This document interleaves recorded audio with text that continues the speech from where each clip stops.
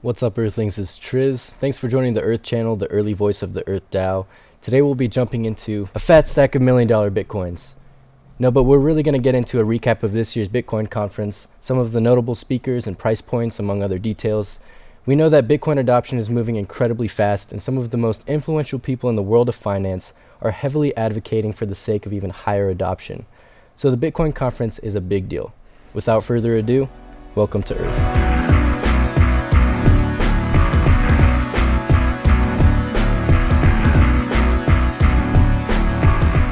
This year's Bitcoin conference was held in Miami, Florida, hosted by Bitcoin Magazine and sponsored by Cash App.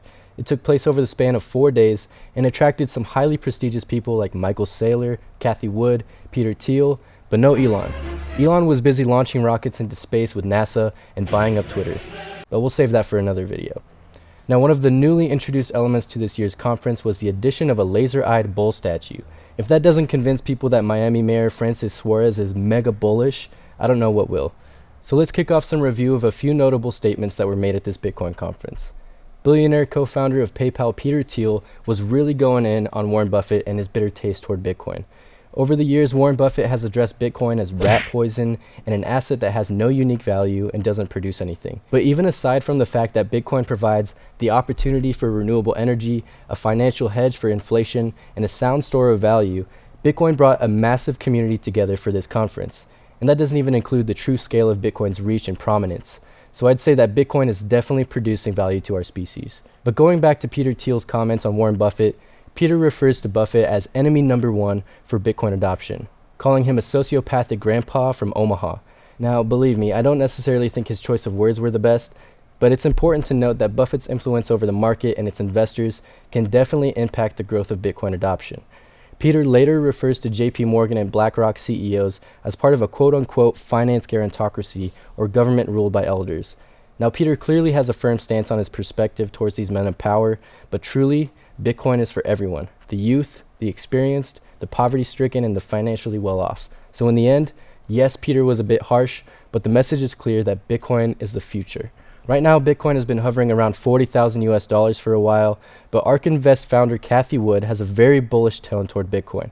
During the Bitcoin conference, Cathie Wood sat down with Michael Saylor, who we'll talk about next, but Cathie shared some insight with Saylor, the attendees, and viewers like you and I that I think is important to talk about.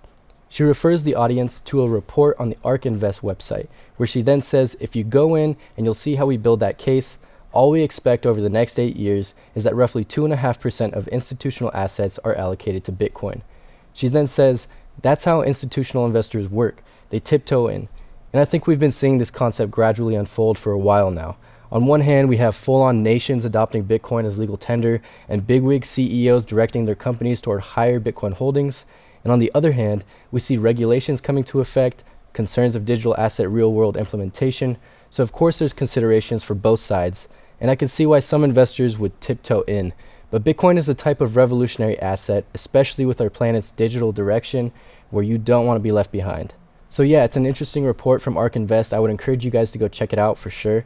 Now, Cathie Wood goes even further in displaying her bullishness for Bitcoin by announcing her target price point as $1 million by the year 2030.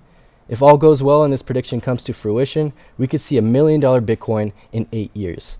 And if I'm being completely honest, I would say that is a very healthy prediction for Bitcoin's movement. But I'm not a financial advisor. Always do your research, watch the market trends, and take care of your investments. Alright, so we're going to get into one more speech that was held at the conference, coming from MicroStrategy CEO Michael Saylor. MicroStrategy has been the top holder of Bitcoin for a while now, with their holdings currently amounting to over $5 billion in Bitcoin. Could you imagine how insane it would be for them if we see that $1 million Bitcoin metric in 2030? Like I said, nobody wants to be left behind, and Michael Saylor is ensuring that his company, his shareholders, and their collective assets are successful in the long term. So Michael Saylor opened up his speech by addressing the frequent questions he was getting. Are you still bullish on Bitcoin? And who knows, maybe this question was asked because people were like, oh, he's going to have some great comments on that. But yeah, when the CEO of the top Bitcoin holding company is in front of you, why not ask for his opinion, right? So Michael Saylor opens up his sit down with Cathie Wood by saying, I am more bullish than ever on Bitcoin, and the future is bright.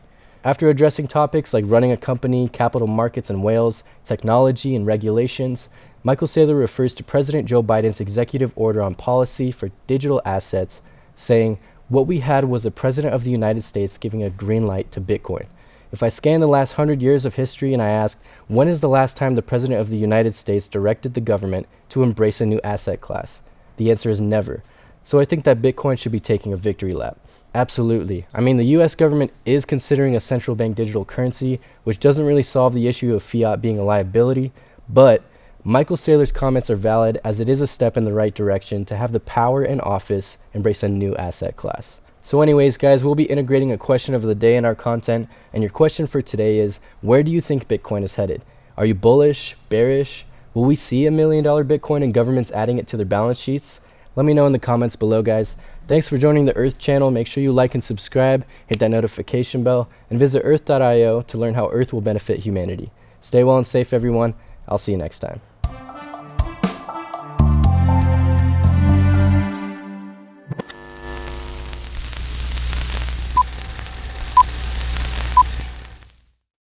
There's an inverse relationship between understanding Bitcoin and willingness to spend it. As a person's understanding of Bitcoin grows, their willingness to spend it declines. After all, who wants to spend Bitcoin on a pizza when Bitcoin is expected to continue increasing in value over time? It's simply better to hold on to your Bitcoin and crypto assets and spend your fiat money instead. This is friction for crypto adoption at the payments layer, and this friction will cause larger problems over time if we don't address them now. Welcome to Earth. Earth is a global DAO and a hybrid-backed fixed supply digital asset designed to function at the payments layer. Similar to the gold standard of years past, where paper money was backed by gold, Earth is backed by Bitcoin, Ethereum, and ownership of the planet. Earth asset backing grows as Earth is released to market, as DAO real estate and crypto holdings generate yield, and as NFT royalties are captured through tokenized fractional real estate sales. Earth backed by these assets reduces friction at the payments layer and provides a clear path for crypto adoption and everyday use. And the payments layer is just the beginning. Learn more about Earth, including government onboarding, the Earth DAO, a path toward decentralized global governance, universal basic income, and how Earth will function to improve the human condition and build a stronger planet. Thanks for watching. Be sure to watch the other videos in our educational series.